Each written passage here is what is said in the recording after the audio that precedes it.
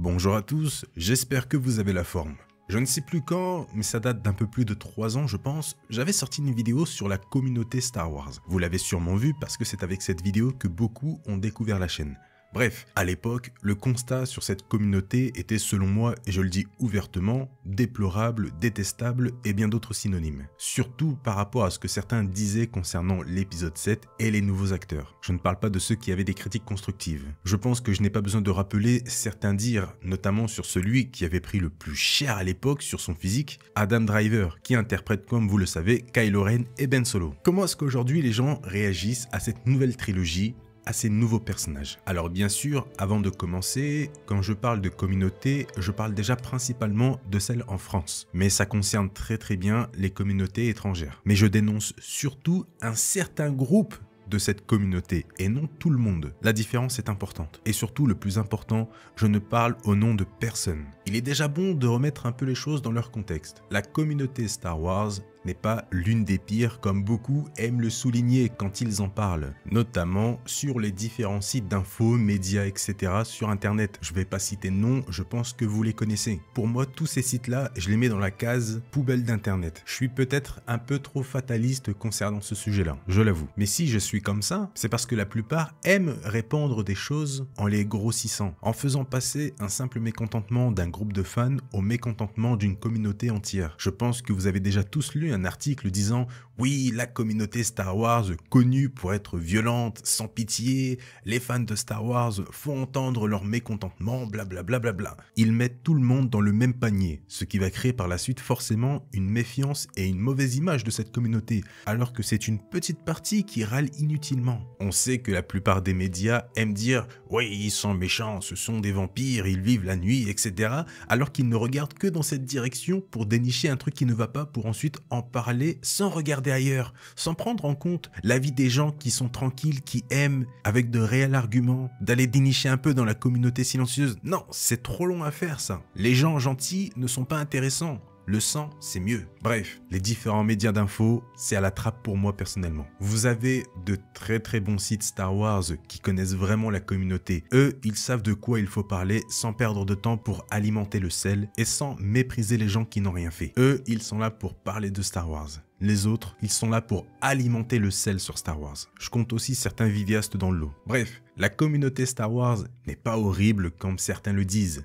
C'est juste une partie d'entre eux qui le sont. Mais il ne faut pas généraliser, il y a des idiots partout. Certains regardent même sûrement cette vidéo. Bref, question, selon vous, la communauté a-t-elle évolué par rapport à celle de 2015? Si oui, dans le bon ou dans le mauvais sens? Là bien sûr, on va parler d'une grande généralité. Je tiens à le préciser, mais je mettrai plus de précision quand c'est pour parler d'un certain cas. Alors, a-t-elle évolué? Bien heureusement, oui.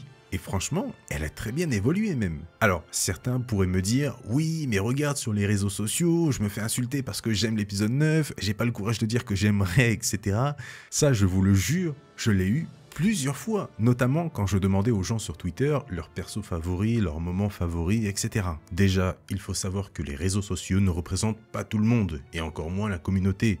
Après, malheureusement, ce sont les endroits les plus salés d'internet concernant Star Wars, Marvel, Game of Thrones, etc. C'est bien connu que la plupart des personnes en recherche de sel aiment beaucoup se cacher derrière un pseudo pour provoquer un maximum et parler sans respect, parce qu'ils se croient protégés. Bref. C'est un autre sujet loin du mien. Mais comme pour tout, il suffit de regarder au bon endroit pour apprécier réellement quelque chose et partager votre passion sans avoir peur d'être jugé. Vous aimez l'épisode 9? Dites-le. Vous aimez Rey? Dites-le. Vous aimez Rose? Dites-le. Si vous avez l'impression que beaucoup détestent par exemple Rey, c'est parce que vous vous préoccupez plus des personnes qui crachent dessus que des personnes qui aiment le perso comme vous. C'est normal, on est humain, on est plus attiré par ça et par la notion de vouloir défendre notre perso. Mais à force de vouloir faire ça, vous vous enfoncez encore plus jusqu'à ne plus voir les bonnes choses autour de vous. Vous savez, il y a des personnes qui aiment, qui ont des arguments. Des personnes qui n'aiment pas, qui ont des arguments et qui partagent le tout avec respect. Et des personnes qui n'aiment pas avec des arguments, et encore, ça dépend, qui sont là dans l'unique but de vous saouler un maximum pour vous conformer à leur idée. Ce genre de personnes ne cherchent qu'une seule voie, avoir le plus de personnes d'accord avec eux. Et c'est à cause d'eux qu'on a l'impression que la communauté Star Wars est sans pitié, sanglante, etc. Mais comme l'a très bien dit Hayden Christensen pour Kelly Marie Tran, il ne faut pas les prendre au sérieux, parce qu'ils font beaucoup de bruit, certes, mais la majorité ne ressemble pas à ça. C'est là toute la différence. Arrêtez de vous prendre la tête avec ce genre de personnes et détournez le regard. Vous savez, bon, je vais faire une comparaison un peu nulle peut-être pour certains, mais il y avait un épisode des Simpsons où les panneaux publicitaires, etc. prenaient vie. Il n'y avait qu'un seul moyen pour les vaincre, c'était d'arrêter de leur prêter de l'attention, de détourner le regard. Et bien, c'est la même chose ici finalement. Tout est une question d'attention. Ils recherchent l'attention, donc détournez le regard. Même s'ils s'en prennent gratuitement, violemment à votre personnage favori, ils le savent, ils font exprès. Détournez le regard. Donc, pour revenir à l'évolution de la communauté, je trouve personnellement qu'elle s'est améliorée comme à l'époque de la prélogie. Si vous me connaissez depuis un moment, vous savez comment je pense par rapport à ça. Parce que je l'avais déjà dit, la postlogie n'est qu'une prélogie d'aujourd'hui. On a l'impression qu'aujourd'hui, les gens sont plus salés qu'à l'époque, mais pas vraiment. C'est juste qu'Internet est plus facile d'accès qu'au début des années 2000. Mais à l'époque, c'était tout aussi salé envers la prélogie, et malheureusement, comme vous le savez, envers les acteurs. J'ai pas besoin, je pense, de vous reparler du cas Jack Lloyd, de l'envie de suicide d'Ahmed Best ou des moqueries et autres humiliations sur Hayden Christensen ou Natalie Portman. En 2015, c'était exactement la même chose. Et pour le coup, je trouve que c'était tout de même un peu moins salé malgré tout. Mais remplacer juste les noms que j'ai cités par John Boyega, Daisy Ridley, Oscar Isaac et surtout Adam Driver. Les puristes de la trilogie à l'époque se battaient contre les fans, les nouveaux et jeunes fans de la prélogie. Finalement, tout s'est adouci avec le temps et malheureusement, une partie de ces fans qui voulaient juste apprécier la prélogie à l'époque ont pris la place des puristes pour devenir eux-mêmes des puristes face aux fans nouveaux et jeunes fans de la postlogie. Tout n'est qu'un cercle vicieux, pour la simple et bonne raison que la licence Star Wars trouvera toujours une nouvelle communauté en délaissant la précédente petit à petit. C'est triste à dire, mais la licence avancera avec vous et surtout sans vous pour se construire une nouvelle communauté qui va ensuite grandir et apprécier les nouveaux personnages, les nouveaux films, comme c'était le cas à l'époque de la prélogie et comme c'est le cas aujourd'hui avec la postlogie. Ce qui est d'ailleurs un peu ironique dedans, c'est de voir que certains sont là aujourd'hui à crier comme quoi ils veulent de la violence dans Star Wars, des trucs sombres, que Star Wars c'est trop ciblé pour les enfants, etc. Alors que c'est en effet un peu le cas. Star Wars a toujours été fait pour cibler les enfants à l'origine. Je vais lire le passage d'une interview que George Lucas avait donnée, notamment pour défendre la prélogie. Les films ont été conçus pour des enfants âgés de 12 ans. Je l'ai dit dès le départ, au moment de la sortie d'Un Nouvel Espoir. Mais la saga est devenue tellement populaire que les gens l'ont oubliée. Quand j'ai réalisé La Menace Fantôme, 20 ans étaient passés. Si vous aviez 10 ans au moment où les premiers films sont sortis, vous en aviez donc 30 quand vous avez découvert La Menace Fantôme. Et vous n'étiez donc plus un enfant. Et c'est selon moi la principale raison des critiques à l'encontre de la prélogie. Bon, je ne suis pas trop d'accord sur le fait que ce soit la principale raison des critiques, mais ce qu'il dit sur l'âge est totalement vrai. Mais surtout, il ne faut pas oublier une chose importante. Vous tous, et moi compris, on a été charmés par Star Wars quand on était enfant principalement. Alors il y a des exceptions bien sûr. Mais la plupart, on a tous découvert Star Wars à l'âge de 4, 8 ou 10 ans avec la trilogie, la prélogie ou la postlogie. Et c'est là que George Lucas est très intelligent par rapport à ce qu'il a dit et ce qu'il a fait. Il sait qu'une communauté est plus fidèle lorsqu'elle se forme dès l'enfance. C'est pour ça qu'il a toujours mis en avant le fait que Star Wars était ciblé pour les enfants en priorité. La comparaison que je vais faire est un peu farfelue encore une fois, mais c'est un peu comme les clones dans Star Wars.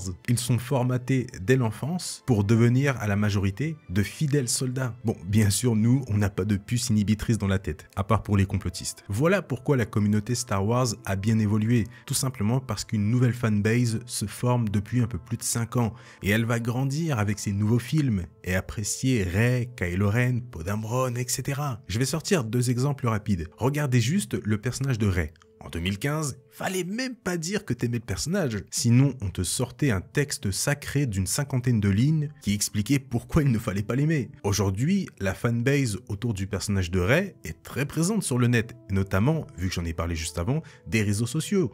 On ne compte même plus les comptes avec des photos de Rey se disant fan du perso, en sortant même aujourd'hui pour le coup des contre-arguments de ce qui se disait avant sur elle. Et d'ailleurs, je peux confirmer que la fanbase de Rey, qu'elle soit française, anglophone ou autre, est très vivace et haute en couleur. J'aime bien Rey personnellement, mais sans faire partie réellement d'un groupe de fanbase. Bref, aujourd'hui, beaucoup aiment Rey, et bien sûr, beaucoup ne l'aiment pas. C'est normal, beaucoup ne l'aiment pas comme ils n'aiment pas Luke, Leia, Maul, etc. Mais ce que je veux mettre en lumière, c'est vraiment la communauté qui s'est formée autour du personnage de Rey. Et cette communauté est vraiment très soudée. C'est cool de voir ça quand même. Il y en a souvent qui sont tout de même un peu trop sanglants, faut pas le nier non plus. Heureusement, ils sont peu. L'autre exemple majeur concernant les personnages, lui, je m'en souviens encore, encore en 2016 quand certains étaient là en train de me trash talk parce que j'adorais le personnage. C'est bien sûr le prodige, le prince, Kylo Ren. Et je le dis, le digne héritier de Vador et Anakin. Kylo Ren, en 2015-2016, c'était quasiment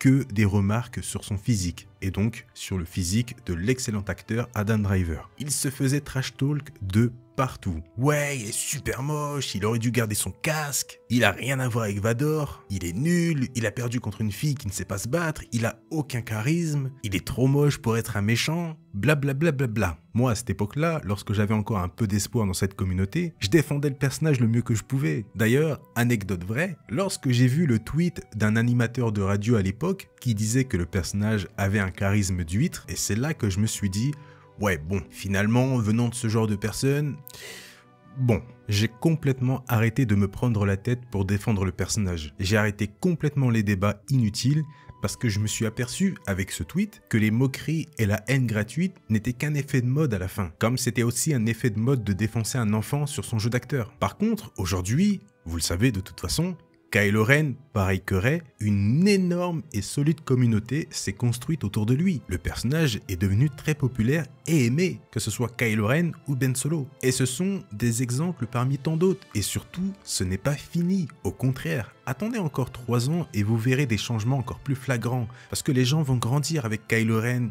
Rey, Finn, l'épisode 7, l'épisode 8, l'épisode 9, etc. Ils vont grandir avec tout ça. Vous en avez déjà la preuve aujourd'hui. Vous aimez Rey, Kylo Ren, Rose, Finn ou n'importe qui. Vous aimez l'épisode 8, vous aimez l'épisode 9, vous aimez l'épisode 7, etc. Dites-le, n'ayez pas peur. Il y aura bien sûr toujours des puristes. Ça c'est sûr et certain, toujours des gens qui se croient supérieurs à vous. Mais comme je l'ai dit, n'y prêtez pas attention. C'est facile à dire et c'est encore plus facile à faire. Ça s'efface avec le temps, vous en avez la preuve aujourd'hui. Même si personnellement, j'ai perdu le fil et j'évite d'être accroché à cette communauté, je suis vraiment content de voir cette évolution. Ces nouvelles personnes, ces nouvelles critiques aussi, mais surtout ce plaisir à voir des gens dire « J'adore Rey, moi j'adore Anakin, moi Obi-Wan, moi Kylo et Vador, etc. » Vous savez, on n'est pas obligé de dévaloriser quelque chose pour en valoriser une autre. C'est beaucoup plus plaisant que le sang. Les différents médias d'infos sur le net devraient s'intéresser à ça par moment. Je pense que ça leur ferait du bien et surtout à nous aussi.